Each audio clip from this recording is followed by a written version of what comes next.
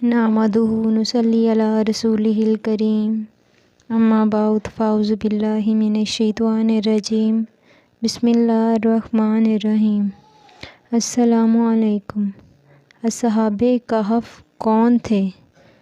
حضرت عیسیٰ کے آسمان پر اٹھا لے جانے کے بعد عیسائیوں کا حال بہت خراب اور نہایت عبرت ہو گیا۔ یہ لوگ بت پرستی کرنے لگے اور دوسروں کو بھی بت پرستی پر مجبور کرنے لگے۔ خصوصاً ان کا ایک بادشاہ دقیانوس تو اس قدر ظالم تھا کہ جو شخص بت پرستی سے انکار کرتا تھا اس کو قتل کر ڈالتا تھا۔ اصحاب کہف شہر افسوس کے شرفا تھے جو بادشاہ کے معزز درباری بھی تھے، مگر یہ لوگ صاحب ایمان اور بت پرستی سے انتہائی بیزار تھے۔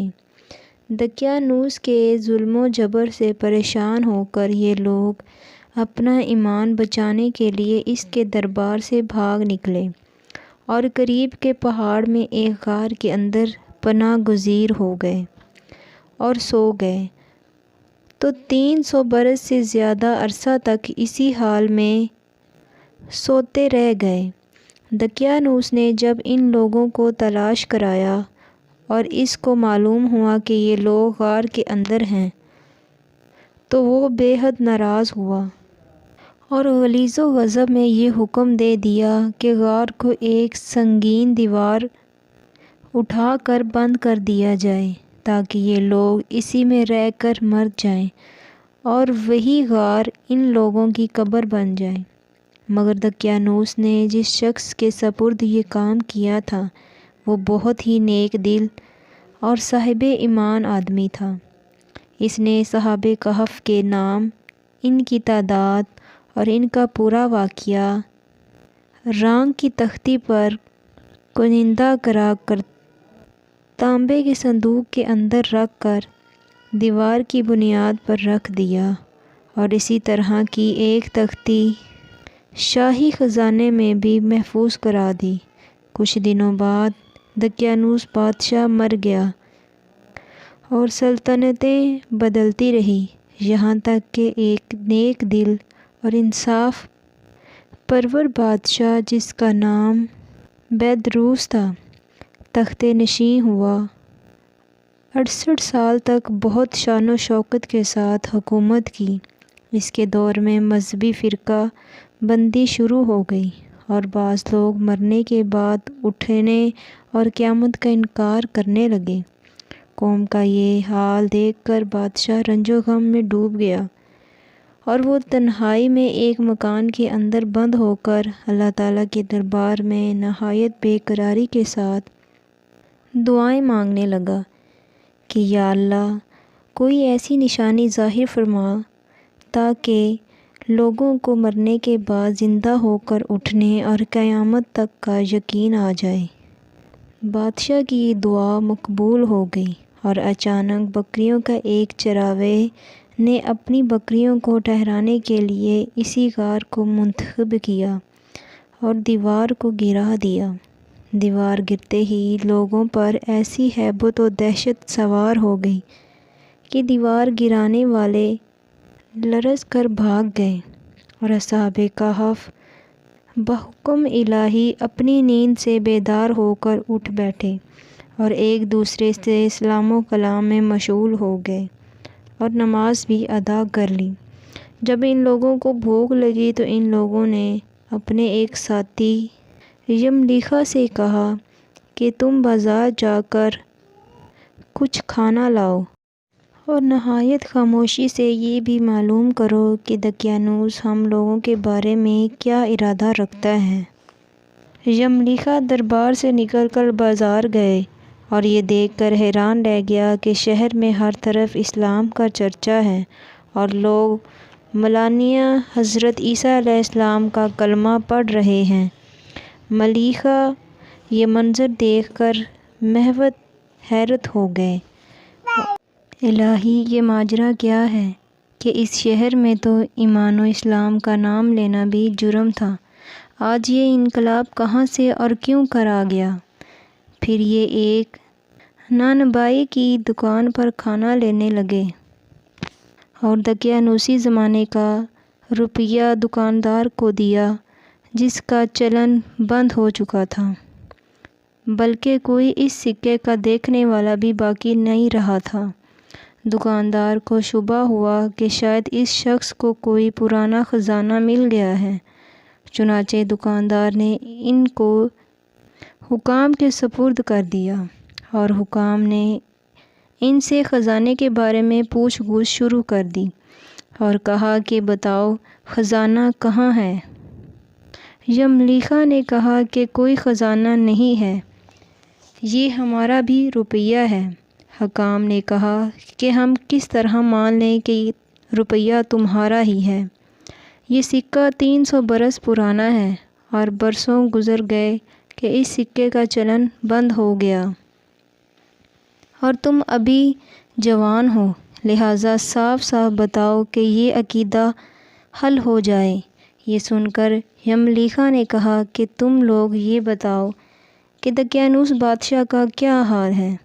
حکام نے کہا کہ آج روئے زمین پر اس نام کا کوئی بادشاہ نہیں ہے، ہاں سینکڑوں برس گزرے کہ اس کے نام کا ایک بے ایمان بادشاہ گزرا ہے جو بت پرست تھا۔ یملیخا نے کہا کہ ابھی کل ہی تو ہم لوگ اس کے خوف سے اپنے ایمان اور جان کو بچا کر بھاگے ہیں، میرے ساتھی قریب ہی کی ایک غار میں موجود ہیں، تم لوگ میرے ساتھ چلو، میں تم لوگوں کو ان سے ملا دوں۔ چنانچہ حکام اور عمادمین شہر کثیر تعداد میں اس غار کے پاس پہنچے۔ اصحاب کہف یملیخا کے انتظار میں تھے۔ جب ان کی واپسی میں دیر ہوئی تو ان لوگوں نے یہ خیال کر لیا کہ شاید یملیخا گرفتار ہو گئے، اور جب غار کے منہ پر بہت سے آدمیوں کا شور و غل ان لوگوں نے سنا تو سمجھ بیٹھے کہ غالباً دقیانوس کی فوج ہماری گرفتاری کے لیے آن پہنچی ہے۔ تو یہ لوگ نہایت اخلاق کے ساتھ ذکر الہی اور توبہ استغفار میں مشغول ہو گئے۔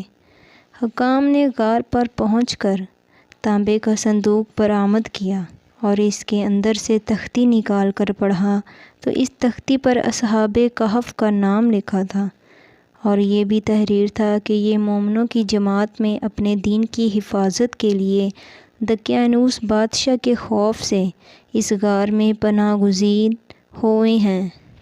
تو دقیانوس نے خبر پا کر ایک دیوار سے ان لوگوں کو غار میں بند کر دیا۔ ہم یہ حال اس لیے لکھتے ہیں کہ جب کبھی بھی یہ غار کھلے تو لوگ اصحاب کہف کے حال پر مطلع ہو جائیں۔ حکام تختی کی عبارت پڑھ کر حیران رہ گئے اور ان لوگوں نے اپنے بادشاہ بیدروس کو اس واقعے کی اطلاع دی۔ فوراً ہی بیدروس بادشاہ اپنے امراء اور عمادین کی شہر والوں کے ساتھ غار کے پاس پہنچے تو اصحاب کہف نے غار سے نکل کر بادشاہ سے معانقہ کیا اور اپنی سرگشت بیان کی۔ بیدروس بادشاہ سجدہ میں گر کر اللہ تعالیٰ کا شکر ادا کرنے لگا کہ میری دعا مقبول ہو گئی، اور اللہ تعالیٰ نے ایسی نشانی ظاہر کر دی جس سے موت کے بعد زندہ ہو کر اٹھنے کا ہر شخص کو یقین ہو گیا۔ اصحاب کہف بادشاہ کو دعائیں دینے لگے کہ اللہ تعالیٰ تیری بادشاہی کی حفاظت فرمائے، اب ہم تمہیں اللہ کے سپرد کرتے ہیں۔ پھر اصحاب کہف نے السلام علیکم کہا اور غار کے اندر چلے گئے اور سو گئے، اور اسی حالت میں اللہ تعالیٰ نے ان لوگوں کو وفات دے دی۔ بادشاہ بیدروس نے سال کی لکڑی کا صندوق بنوا کر اصحاب کہف کی مقدس لاشوں کو اس میں رکھوایا، اور اللہ تعالیٰ نے اصحاب کہف کا ایسا رعب لوگوں کے دلوں میں پیدا کر دیا کہ کسی کی یہ مجال نہیں کہ غار کے منہ تک جا سکے۔ اس طرح اصحاب کہف کی لاشوں کی حفاظت کا اللہ تعالیٰ نے سامان کر دیا۔